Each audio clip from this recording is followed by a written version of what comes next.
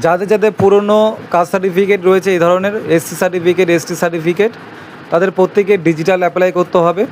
এই যে একটা আমার কাছে কাজ এসেছে, এটা হচ্ছে পুরনো দিনের কাস্ট সার্টিফিকেট, এটাকে ডিজিটাল অ্যাপ্লাই করতে হবে। তো অ্যাপ্লাই করার সাইট হচ্ছে কাস্ট সার্টিফিকেট, এই অপশানটা রয়েছে সাইট, যে ওয়েবসাইট রয়েছে এখানে, এই সাইটে ঢুকে আপনাদের আসতে হবে ঠিক এই জায়গাটায়। এখান থেকে এসে আপনাদের পুরনো সব ইনফরমেশান এখানে ফিল করতে হবে।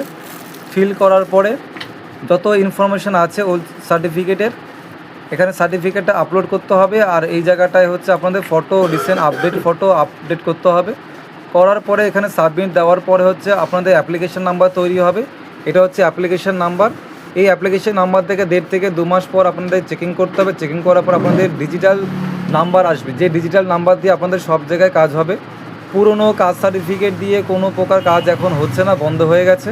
তা আপনাদের প্রত্যেকের এখন এই মুহূর্তে ডিজিটাল অ্যাপ্লাই করে নিতে হবে।